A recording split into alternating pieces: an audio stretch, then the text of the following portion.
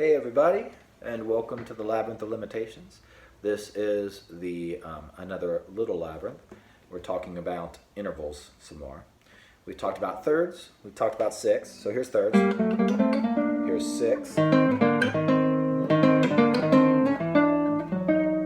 then thirds and six together. We talked about them.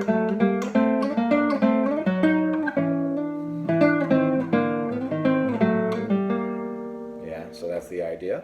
And then now we can talk about fifths, and that allows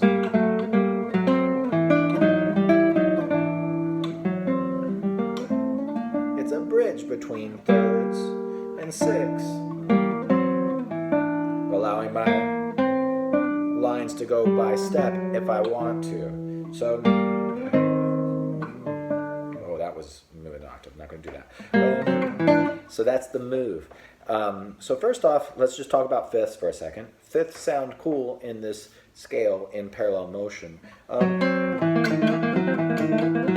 have a little menacing sound. Sounds pretty modern. You know, you might have heard that fifths are forbidden in counterpoint. It's not that they're forbidden. It's just that normal parallel fifths, right? Those sound.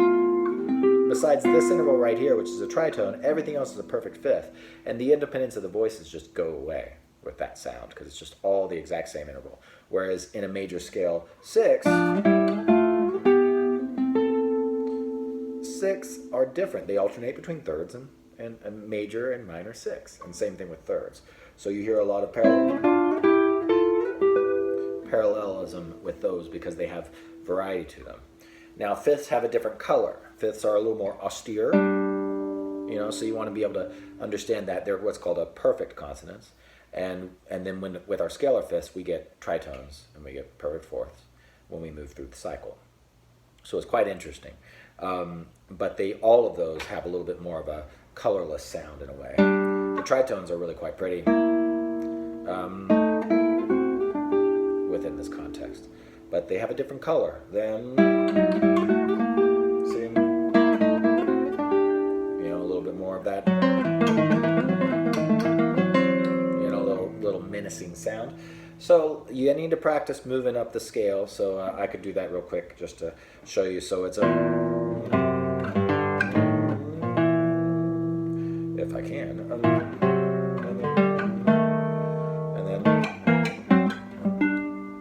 bottom strings are always kind of my weak area. Whoops. So now I'm here. Yeah.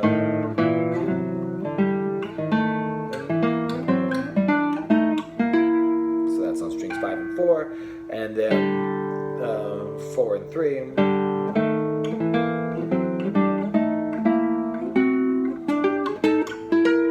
And then strings 3 and 2.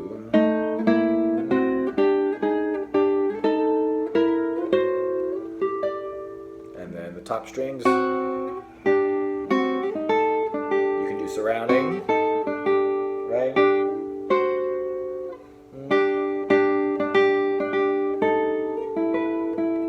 Let me just do it straight up. How about that? And then, so there we go. So you want to practice all of those, and you can do the different things we talked about in previous episodes. But what I really want to get into is moving between thirds and sixths with fifths.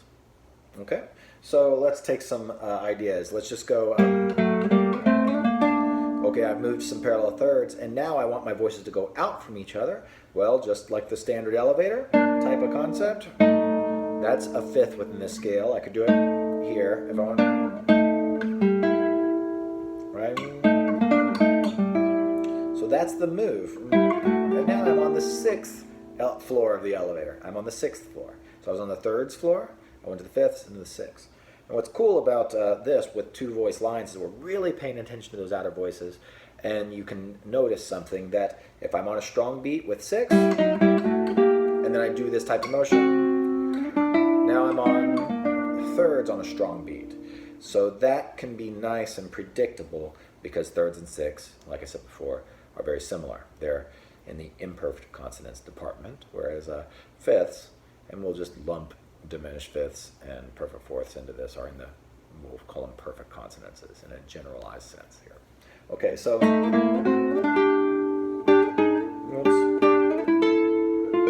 why, that's not it, there we go, and then, so that's sound. So let's do an exercise then. You should practice, just like we talked about, that's drop 2 to drop 3, drop 2 and 4, right? Whoops, and then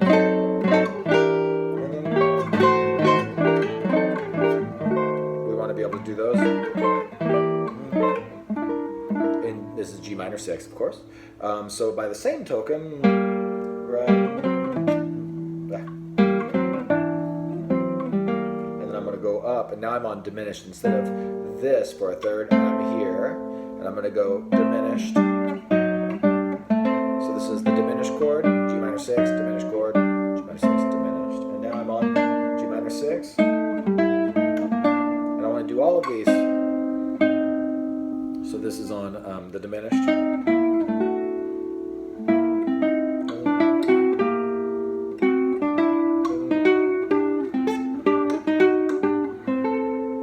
The idea, you get these beautiful sounds out of this. So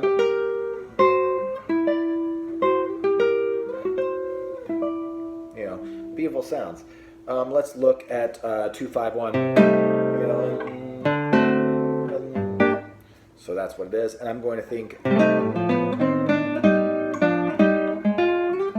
So that's C minor 6, and now I'm going to think E flat minor 6 because that's the tritones minor. So maybe.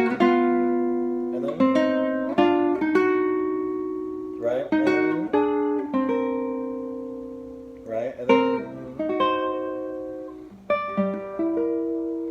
right, maybe,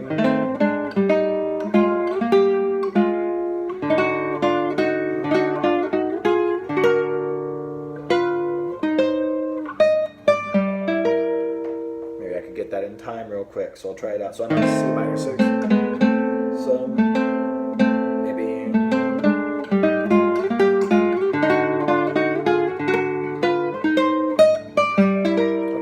because that's really pretty. So I'm on I'm going to start on beat 2, I think. So 1, 2, 1, 1, 2, 3, 4. Where's that number?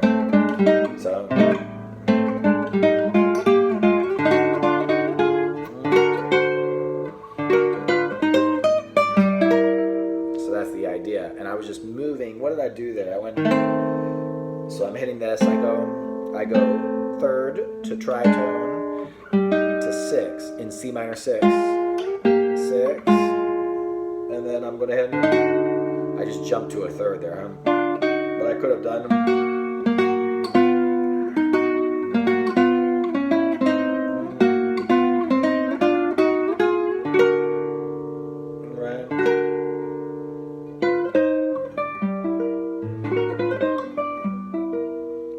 idea is being able to make some more lines out of this stuff. It's really quite fun.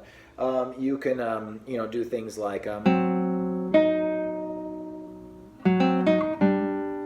there's lots of other types of lines too. See, this is 5th, this is a 6th, and then a 5th. Now if this were traditional counterpoint, that would be a 5th that would be allowed because 5ths by contrary motion are cool. But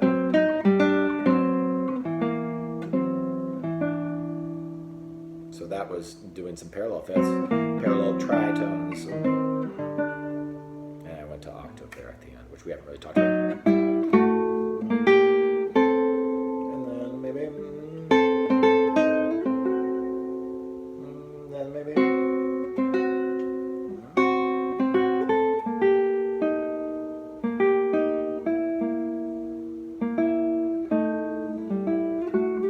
you can just kind of mess around moving between them. It's really quite beautiful. So, and then we go. So, and then,